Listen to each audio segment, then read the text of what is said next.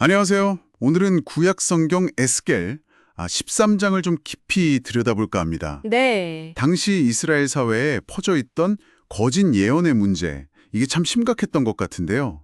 하나님께서 왜 이렇게까지 강하게 경고하셨는지 그 배경과 의미를 한번 파헤쳐 보죠. 네, 중요한 본문이죠. 먼저 1절부터 16절인데요. 여기서는 남성 거짓 선지자들을 향한 메시지가 나옵니다. 2절, 3절 보면 본 것이 없이 자기 영을 따르는 어리석은 선지자들 이렇게 딱 지적하시잖아요. 그렇죠. 특히 4절에서 이들을 폐허 속의 여우들이라고 비유하신 게 이게 좀 눈에 띄더라고요. 그냥 기회주의적인 모습 아니면 그 이상일까요? 뭐랄까 공동체에 해를 끼치는 그런 존재? 충분히 그렇게 볼 수 있습니다. 이게 5절을 보면요. 그들이 성벽에 무너진 곳에 올라가지도 않았고 여호와의 날의 전쟁에 대비해서 이스라엘 족속을 위해 성벽을 쌓지도 않았다. 이런 책망을 받거든요. 책임을 다하지 않은 거군요. 네, 맞습니다. 공동체가 위기에 처했는데 그걸 그냥 방관하거나 오히려 자기 이익만 챙기는 그런 여우 같은 속성과 딱 연결이 되는 거죠. 영적 지도자로서의 책임을 완전히 저버린 겁니다. 정말 심각했네요. 그래서 결국 9절에서는 하나님의 백성 명단에서 지워지고 약속의 땅에도 못 들어갈 거다. 이런 아주 준엄한 선고가 내려지죠. 무서운 말씀입니다. 그리고 이어서 10절부터 나오는 그 회칠한 담 비유 있잖아요. 네네, 그 비유. 이것도 참 인상 깊었어요. 평화가 없는데 괜찮아, 평화로워 이렇게 외치는 게 속은 막 부실한데 겉만 그럴듯하게 꾸민 담벼락 같다는 거잖아요. 맞아요. 이 비유가 당시 사람들에게 던지는 그 핵심 경고는 뭐였을까? 네, 그 비유의 핵심은 그러니까 겉으로만 그럴듯하게 보이는 위로나 거짓된 평화 약속들 이게 진짜 재앙 앞에서는 아무 소용이 없다는 거예요. 아무런 보호막이 못 된다는 거죠. 그렇죠. 그래서 하나님께서 11절부터 14절까지 보면 폭풍우랑 큰 우박으로 그 담을 그냥 확 허물어버리겠다. 기초까지 다 드러내겠다 이렇게 선언하세요. 와, 강력하시네요. 네, 거짓은 결국 심판 앞에서 그 실체가 드러나고 만다는 겁니다. 그리고 이 과정을 통해서 백성들이 내가 여호와인 줄 알리라. 이 말씀이 9절이랑 14절에 반복되거든요.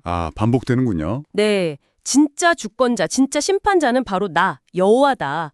이걸 깨닫게 될 거라는 메시지가 아주 강하게 전달되는 거죠. 그러니까 듣기 좋은 거짓말이 얼마나 위험한지 이걸 보여주는 대목입니다. 그렇군요. 자, 이제 17절부터는 여성 예언자들에게로 초점이 넘어가네요.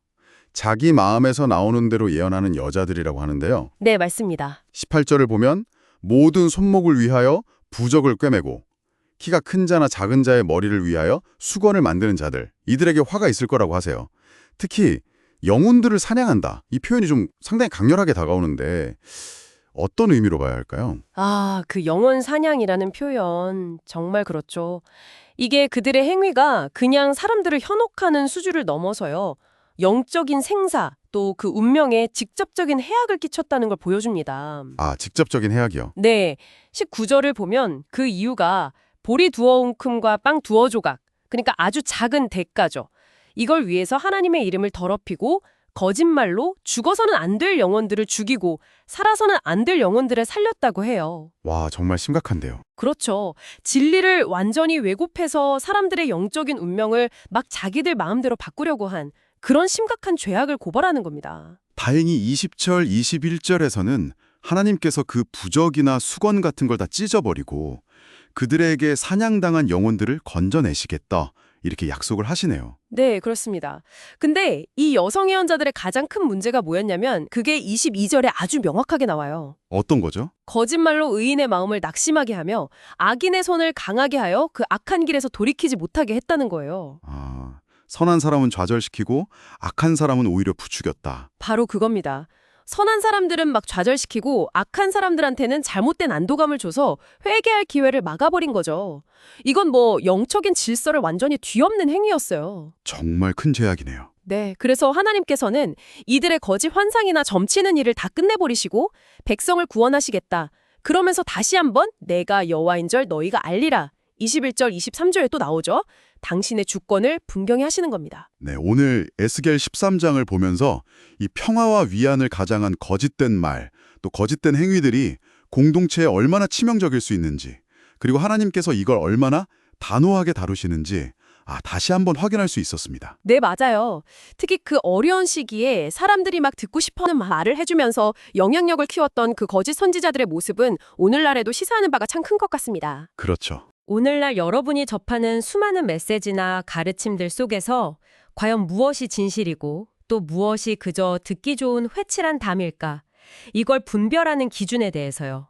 이 에스겔 13잠의 외침이 여러분에게 어떤 질문을 던져주고 있는지 한번 깊이 생각해 보시는 건 어떨까요?